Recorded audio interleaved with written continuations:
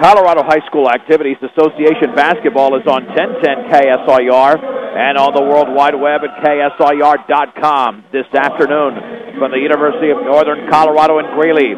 It's the fifth place game of the Patriot League boys basketball tournament as the Brush Bead Diggers take on the Platte Valley Broncos.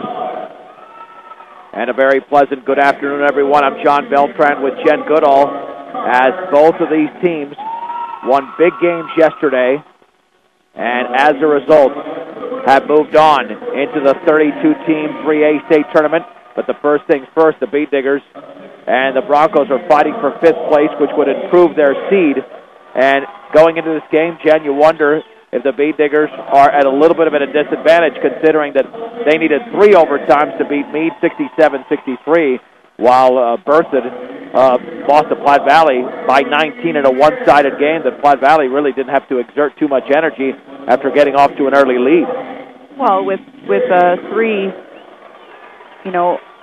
time limits over the top of a full game, that's going to add to the fatigue of the kids' legs, whereas Platte Valley didn't have to exert that, first of all, because, it's 4 minutes per overtime, so they played an extra quarter and a half. Second thing is mentally, that drains you a little bit. So hopefully they can regroup or have regrouped overnight, and they can come out and do what they're supposed to do today. Bead Digger starting lineup brought to you by T.O. Charlie's for a great used car truck. If you don't see what you want on the lot, they'll find it for you at T.O. Charlie's, 700 West Platte Avenue in Fort Morgan. Colby Waitert, Colby Needens, Gregory Mayers, C.J. Kukas, and Mitch Tormolen for Brush. In the front court, Dylan Jones and Junior Gonzalez for this Platte Valley team. And they are out there with Jordan Dunn, along with Landon Gentry and Connor Hatton. The Bead Diggers are coached by Dan Kennedy. The head coach of the Broncos is Dave Meckelberg. And keep in mind that the Bead Diggers defeated Platte Valley 46-26 during the regular season. Opening tip brought to you by Ingmeyer Phillips Insurance, locally in Fort Morgan. And Brush, offering home, health, auto, farm, business, and workers' compensation insurance, controlled by the Bead Diggers. In the left corner, Kukas with the basketball, dribbling left baseline, spinning, turning, shooting, and hitting off the glass for C.J. Kukas. That's certainly a good sign, Jen. That is a very good sign. That's exactly what Coach Kennedy wants him to do, take it to the hole. Dunn on the outside right to Hatton. Hatton with the basketball, back out to Dunn. He'll take a long straightaway three. Good for Jordan Dunn. He hit that one for the parking lot. Platte Valley 3, Brush 2. Mayers into the front court on the outside right to Tormolen against Junior Gonzalez. Looking, lobs it back to C.J. Kukas. Kukas on the outside right towards the top of the three-point circle in the right corner for Mayers. Mayers guarded over there by Hatton. Mayers looking, dribbling to his left. Bounce pass to the top for Kukas on the outside left to Tormolen. In the left corner, here's the penetration. Waitert all the way, offensive foul as he slammed right into the defender, Jordan Dunn. And that's the one thing you don't need in this game is for Colby to get into early foul trouble, considering that he scored 28 points yesterday and is the leading scorer on this team. Well, and I think right now he's just trying to feel things out, what he can and cannot do, because he has great body control in the air. So I think he'll make an adjustment. Dunn on the outside left to Landon Gentry. At the top for Gonzalez, dribbling to his right. Against Kukas, picks up the dribble, looking down low. Feeds it in the left corner for Gentry. To his right against Needon. Again, looking down low for Jones. Can't find him. Bounce pass to Jones against Tormolen. Left of the lane, double teamed. Looking, still looking, leaning, and that is a 5-second violation. Well, that is great defense, and that's the way the Bead Diggers beat them back in Kersey in January. 46-26, the defense was smothering by the Bead Diggers. Well, Mitch did a good job of not jumping, getting himself in the air, and getting a cheap foul on that one. On the outside right, Kukas with the basketball. At the top for Tormolen. On the left wing to Mayers. Mayers at the top for Waitert, dribbling to his left, bodied up by Gentry. Maintaining the dribble, down low for Kukas. Turns, jump pass to Needon. Little 10-footer right baseline is around and no good. The putback is up and in. Colby Waitert, perfect timing. He soars off the glass.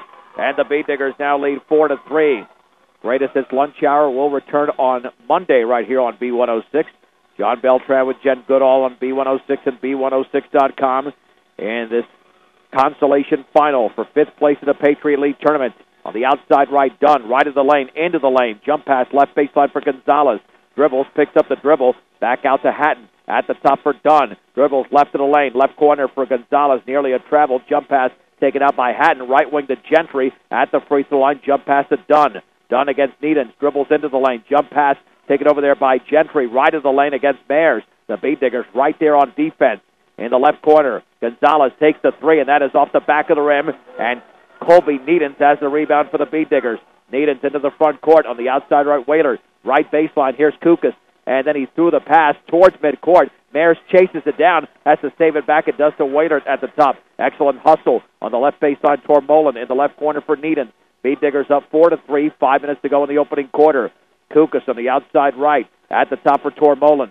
Tormolen to his right to Waiters at the free throw line, picks up his dribble. Right corner Mayers. He takes the shot and drills the three-pointer just beyond the line for Gregory Mayers, who yesterday nailed a big triple to allow the Beat Diggers to defeat Meade in 3 overtimes. 7-3 Brush. Hatton with the basketball. Near the top to Dunn. Dunn looking to his right. Going to feed it to Landon Gentry against Needens. Picks up the dribble. Over to Dunn. Dunn at the top of the three-point circle. Left of the lane in the left corner. Taken by Hatton. Hatton to his right against Waiter. Bounce pass down low for Jones. Muscles and scores. Little 5-footer for Dylan Jones. Boy, he looked strong on that one. And put it in with the left hand. 7-5 Brush.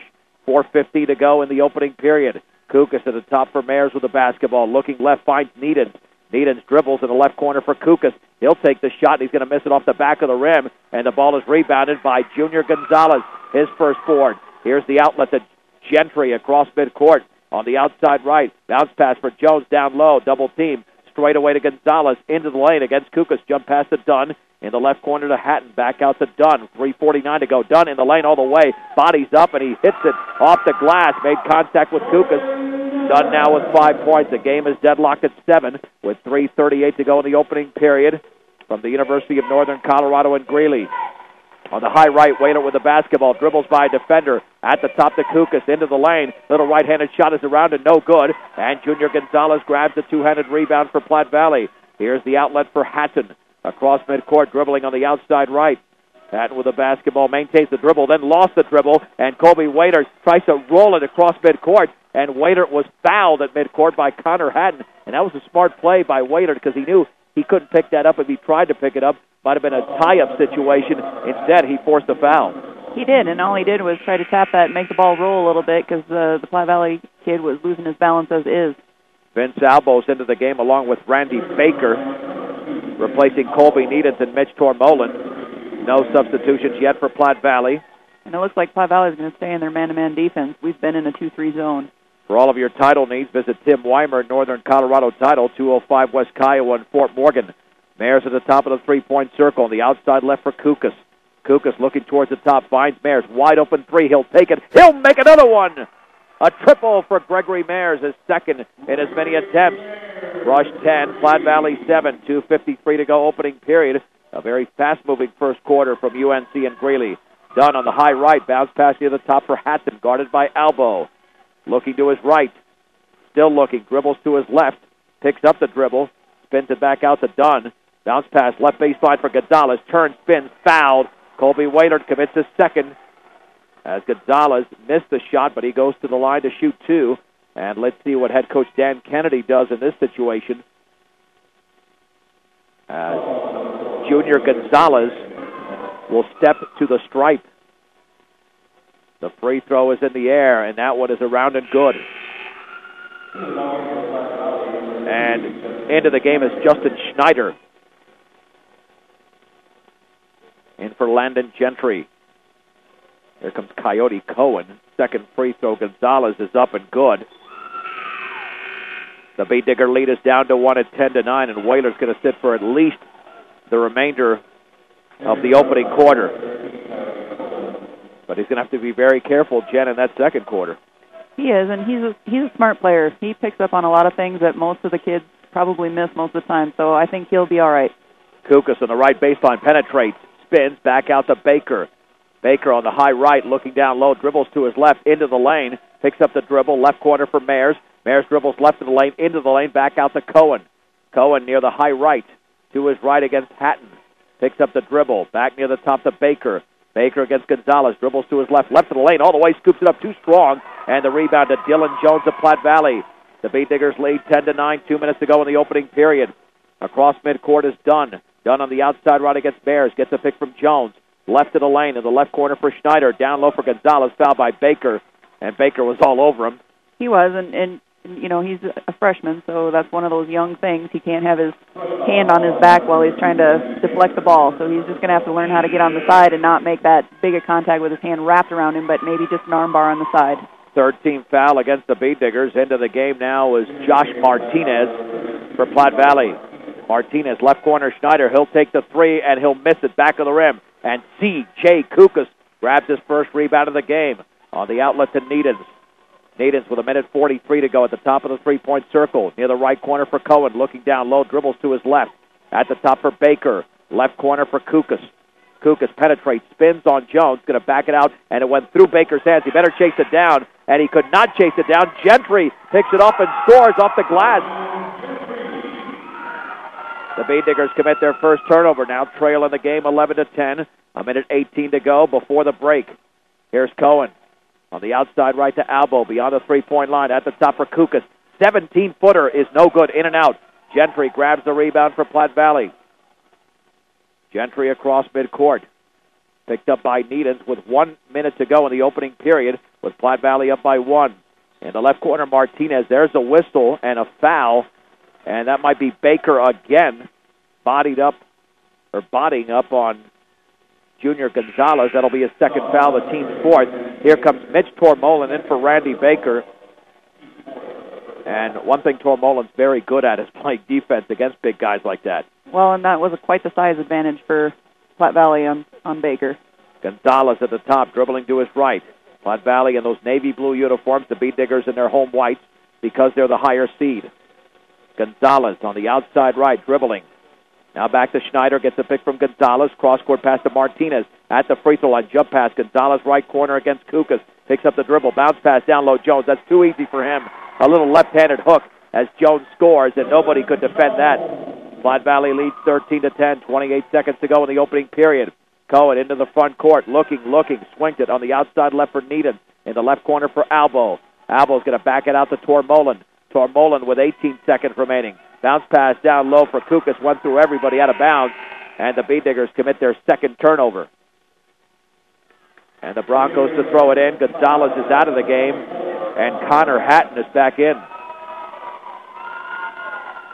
So Platte Valley will have the ball for one final possession in the opening quarter. Into the front court with the basketball is Gentry. Down low for Jones. Back out to Schneider. On the left wing for Martinez. Dribbles into the lane. The little runner's up and short, and it's off to the left. It's off of Kukas' hand. Out of bounds. However, only 9/10 of a second to go, so they might have to lob it towards the basket. Bead Diggers have got to be aware of that. Hatton to throw it in. Lobs it outside left. Long three is up, and that is no good.